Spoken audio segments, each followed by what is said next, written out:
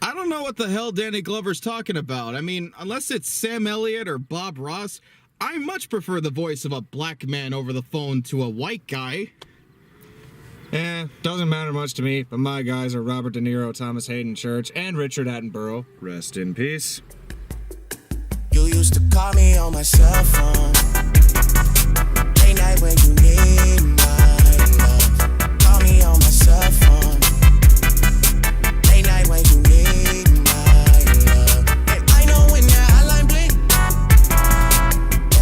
Sorry to Bother You is about this guy named Cassius Green, yes, that's actually his name, who is so down on his luck that he lives in his uncle's garage with his girlfriend. He gets so desperate that he ends up going to a telemarketing firm in order to be able to get a job. And despite him faking a resume, and I don't know if that's considered fraud, but yes, they hire him on the spot because it's telemarketing. We'll hire anybody. Yeah, apparently it doesn't matter if you're broke, crippled, or stupid. They'll hire you no matter what happens.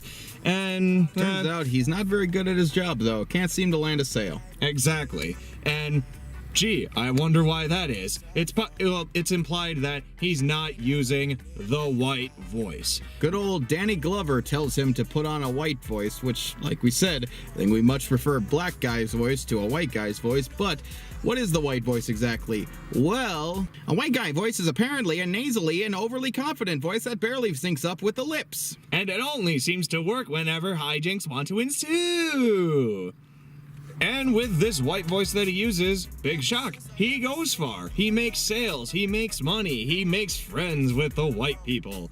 And his success even comes so as far as to joining with the big firm called Worry Free. Yeah, it has that bit of tone to it. Cassius Green, Worry Free Industries, a bunch of other obvious stuff that happens later. Yeah, hijinks ensue through progress, but also social and political commentary in the fact that, well, what would you morally do? Stick with what works or stand up for your rights? That's essentially what the moral argument of this movie goes down to. And, well, again, going down to the white voice, this idea and this premise is fantastic. Honestly, just the one central idea of the white voice itself is all you need to make this movie work. For me, I didn't think this movie took enough advantage of that. It does take advantage of, well, just basic general scenarios of what it has. Just have the white voice, be successful, and make your way up in the ranks. But it takes a different turn than expected, at least for me. And that mostly goes down to my thoughts of it's funny, and it actually is very satirical, but I thought this could have used a lot more focus as well as a lot different direction. I thought this was going to go a completely different route than everyone else thought it was going, than everyone else did see it as going, but yeah, that's where you come in. Well, okay, so I thought... Okay, I don't know why people are calling this the best movie of the year. Hell no. I personally don't see that, but it's very similar feelings I have to Hotel Artemis. I really liked it. I thought there was no parts of this movie I thought were boring, and for a comedy especially, it's amazing there were no parts I thought were irritating. It's a lot closer to the comedies I would much rather prefer watching than to something like Tag. I mean, there are characters here, there's a script, it's a range of events that happen, an arc. There's time to let the characters be characters, and, you know, it doesn't rely on comedy for push every single situation forward, and it's not overly repetitive. It's not, drawn out to ad nauseum and anything. It's in that regard, I thought it was very good. However, just like Hotel Artemis, it doesn't quite reach its full potential. But whereas Hotel Artemis needed to do more with its premise, this one I felt needed to take away more stuff, as a lot of this movie is just weird for the sake of weird. Like some stuff you can see, oh, that's like it's social, political commentary and satire and everything. It takes place in a very surrealist America. You would surrealist and over the top. Yeah, almost to a point of it being dystopian. You would think that it's just a very hyper stylized comedy, which in a way it is still, but I mean, no, this is the world that they live in, this ridiculous sort of place where there's a game show called I Got the Shit Beat Out of Me. There are literally 3 channels, one that plays that, the news that covers the latest controversy, and advertisement for the Worry-Free Corporation. Products, buy our products. Yeah. So yeah, you can clearly see that, and admittedly it is a little heavy-handed and in your face, but it works still because it's not, for me, it's not quite obnoxious, it's not too over the top, and it's held together by its characters at least. Now, the points where I'm talking about where things get a little too weird is where things don't necessarily always benefit the world, they don't really benefit the characters. For example, his girlfriend has the gag where she wears these really weird earrings that she makes herself. One scene it's a penis, another scene it's a guy in an electric chair, in other parts it's it just says words. Random phrases that don't really have anything to do with anything. And so that's what I mean when I say some things are just too weird for the sake of weird. But you know, I'm willing to forgive that for everything else. It's just that, again, if it were focused more, it could have been something much greater. And I could say that this would be one of the best movies of the year. Absolutely. I'd say maybe by default it'll end up being the best comedy of the year, at least for me. But and I'm okay with the weirdness for the sake of being weird because it does actually contribute to the environment and the world that they live in, with it being as surreal as it is. Not all of it though. Like I said, but for me, at least a good amount of it did work, considering that it was with the world that it was. Although at some points I thought there were actually like parts where they played it too safe, and what playing safe is something I'll definitely get into later. But at some points it actually did seem like there was a bit toned back mentality, like toward, but not necessarily throughout the entire thing, but just in spotty situations. When you were able to see, like, yeah, they could have gone this far with it, but they actually did try and pull it back. Sometimes it does work, sometimes it doesn't, but then again that just goes down to the focus and the direction. Yeah. But the real life commentary that's in this, some of it's obvious. Cash is green. Worry-free industries. I can't even. Okay, those might be the only 2 examples, but some of this is very obvious, although a lot of it is very subtle. Here's one that works for me really well, is that their portrayal of meme culture. When he gets his promotion, naturally a lot of people are pissed about it because in a way they feel like he abandoned them. He abandoned the group that's the lower class people. So someone films themselves going, "Smile, bitch," and throwing a Coke can at his face and nails him right in the head. It goes viral. He becomes famous. People recognize him. There's quickly spots on TV on how to make a costume of the Smile Bitch. That's what they call it, the Smile Bitch Coke can man, where it's an afro that they sew a Coke can onto. Kids are wearing it, and he gets put on talk shows and brought onto game shows. There's a deal with the girl herself where they make a Coke commercial called "Have a Drink and Smile, Bitch." It's so perfect. I love that. Yeah, there are very subtle things like that in this movie. I wouldn't necessarily call that subtle. I just call it brilliant for the way it's portrayed. Absolutely, but some of the other things that aren't very brilliant are the topics that we've actually seen in other movies brought to life. Well, that are also displayed here. The police brutality, the propaganda, the protesters are nothing new that we've seen at all. And some of it is done specifically just for the comedy, not necessarily for commentary purposes. That is true. But that's what we mean. This movie is really all over the place, and a lot of it, I think, more of it works than it doesn't work. It's just that, yeah, like I said, a little more little more focus, some strip away a few of the unnecessary things, and it would have been a lot better. As is, it's just good. As is, it is good, and it is good for the reasons that you mentioned earlier. The characters are actually likable. Oh yeah. Even the crazy boss played by Armie Hammer is actually pretty fun in how like over the top he is. Yeah. And I want to emphasize, they are characters. They're not just actors or celebrities struggling to come up with funny shit. This is the power of a script. Actually having an idea, actually having some direction, and the way things play out, it feels like you've actually watched something. It feels like a 3-act structure. Yeah. I mean, obvious comparison to this is the recent comedy we've seen, Tag, where none of this was the case, but, you know, I'm not going to go on that off on a tangent like that.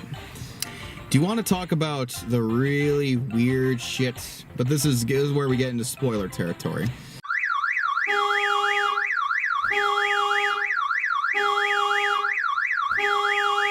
Yeah, there is... Yeah, I have a feeling this is the reason people are like clamoring for this movie as much as they have, because this is some real out of left field shit. Okay, so when he gets promoted and when he becomes basically not head honcho, but he's like one of the heads. Really, yeah, okay. It turns out the super deep dark secret of the Worry-Free Corporation is that they are taking their employees and they are fusing them with horse DNA, turning them into these mutant horse monstrosities. Yeah, and they're not well, they're exactly how you would think they would be stored up. They're like chained to walls, screaming in pain, and they're also naked and they have gigantic dicks, which that is very, well, it doesn't help the unsettling part of it, but yeah, I mean these are very creepy. At first they are terrifying, but at one point, I mean, when they start to uprise and like go after, escape the corporation, everything, suddenly they start to become pretty cool. There's even one really funny bit where Cassius is trying to talk to them like a caveman, and he's just Me, human, you horse. He's like, dude, I'm from Oakland, just talk normal. Like, it's actually pretty cool. I actually kind of want to see a Teenage Mutant Ninja Turtles style spin-off with these horse things. What would they be called? They'd be grown up mutant worker horsemen. Grown-up mutant worker horsemen, grown-up mutant worker horsemen, grown-up mutant worker horsemen, heroes with the hoof hands, horsepower. Oh wait, no, better yet, my giant horsey. My giant horsey, my giant horsey. Oh, my giant horsey. I used to wonder what penis could be. My giant horsey, until you shared your magic with me. Big adventure, tons of fuck. A beautiful dick, faithful and strong. Sharing kindness, it's an easy feat, and cocaine makes it all complete. Yeah, We're gonna turn this video into another brony message board. Now sit down! The cocaine is absolutely what happens in it, but yeah, just the idea of throwing in the horse people, and they don't even go for the obvious like title of calling them work horses, which I just wanted them to drop that line just once to see if anybody even in the audience would catch on to it.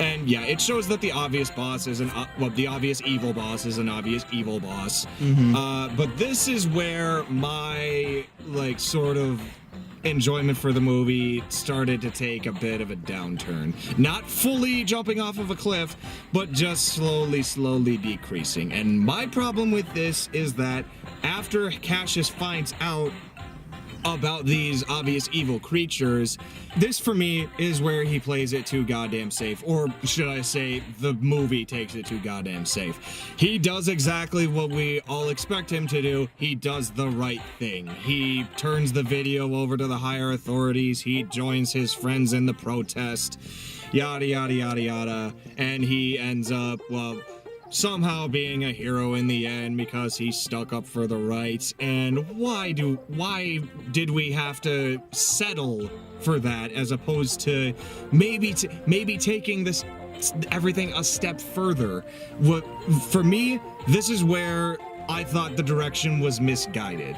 I thought that this could have benefited a lot better and shown Cassius as a better character if he had used his intelligence and his wit that he had learned from the White Voice, as well as the establishment that he was in order to be able to outsmart everyone and take it down. Yes, it does show that he does turn over the video to the authorities, but it just makes the company that much stronger.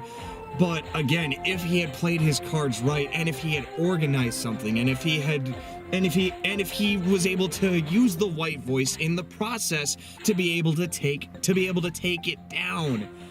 But they don't do that, and that for me is where they lost it, because after that bit, again, for me, it felt reasonably predictable. And granted, there were still funny parts in it, and there were still funny aspects of, again, the business still succeeding and still being able to thrive. That's a heavy satire right there. That is huge satire right there. No matter what a business does, albeit terrible, it'll still go on. And connecting to real life, that's the exact case with Chiquita Banana, Nike sweatshops, I can't remember any other companies because there's probably plenty to choose from. I honestly didn't mind. You may get mad for it being predictable or played safe, but I think it just kind of works. And I mean, okay, the way you describe it, I would say would be better, but I still think what they went with was fine. I mean, like, I really don't have any problems with it. And plus, one thing I was worried about is Cassius being a straight up piece of shit, being like, oh yeah, totally, just give me the money and I'll stick with this. That would really suck, because I actually like his character. But they do throw one extra bit twist on it. Not all happy ending, because the one thing he was worried about is when he snorted cocaine with his boss, and they find out that's kind of how they turn people into horses. And actually, that's done through a very good visual style as well, because there's a horse on the plate that he's snorting coke from. It's like a stop motion, promotional video. Yes. Yeah. At the very end, he's like, "Oh God!" and then he puts his hand for his face. He's got a horse snout. He's turning into a horse. Yeah, or is it called a snout? Or I don't know. He's turning into a horse, and then the very final moment is him doing the, "Hey, this is Cassius Green. Sorry to bother you, but you turned me into a fucking horse." And then he kicks down the door and roars. I don't know how the hell he does that. Horses don't roar. But, they neigh. Yeah. I thought it would have been funny to him trying to do that as like a war cry, but okay, so he roars and then the movie cuts away. So did he get the cure? Did he get revenge? I don't know. So it leaves it does leave an open ending, which again is usually it's usually better for horror movies, but with this sense it actually might be better as well because it's more depressing, I guess, and more sad. Or satisfying, depending on your perspective. That is also true. I mean, he probably gets to kick his ass. That's what I'm saying. I really want to see a spin-off with these guys. Take it to the streets. Fox, talk to us about making grown-up mutant worker horsemen. And their boss will be BoJack Horseman. You haven't even seen that show yet. I haven't. So, how would you recommend this movie? I do recommend it, and I did enjoy my time with it. There are parts of it that are really funny. Particularly one scene that made me, literally bust out laughing was, it actually is another bit of commentary when Cassius is at a party hosted by his boss. His boss forces him to rap on the scene. Yeah, you're black. You can rap. Rap for us. Rap. Dance, motherfucker, dance. And see, that's a good example of where, because you have a good script and because you have good direction, if in a normal comedy that scene would be painful, but it would be all improv. It would go on for an eternity. It would just be like, that'd be a moment where you say, "Kill me." But here, it takes an awkward moment and turns it funny. With a script, it actually works, and it takes what would be an awkward moment and turns it into something funny.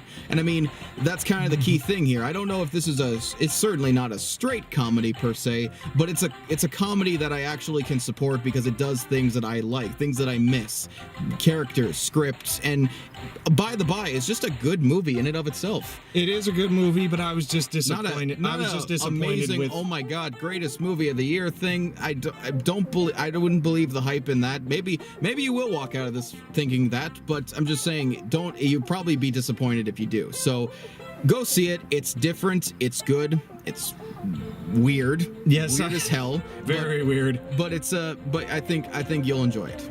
I enjoyed it. You'll probably enjoy it more. He enjoyed it more than me, which actually that's a surprising bit for us. That's very surprising. Yep, absolutely. Wait, hang on. I think my phone is ringing. Okay, hold on. What? Hello? Hello, I'm Reedus Baboonass. Sorry to bother you. Oh, no, that's okay, that's okay. What would you like to talk to me about? Can I interest you in an all-expense-paid trip to Vegas? Oh. With enough cocaine to kill a horse? Really? Wow! Thank you very much. I didn't know being subscribed to that shitty magazine would have paid off in the end. Wait, Thank what? you! Dude, we're going to Vegas! I hope there's cocaine. There better be! You used to call me on my cell phone. Late night when you need my love. Call me on my cell phone.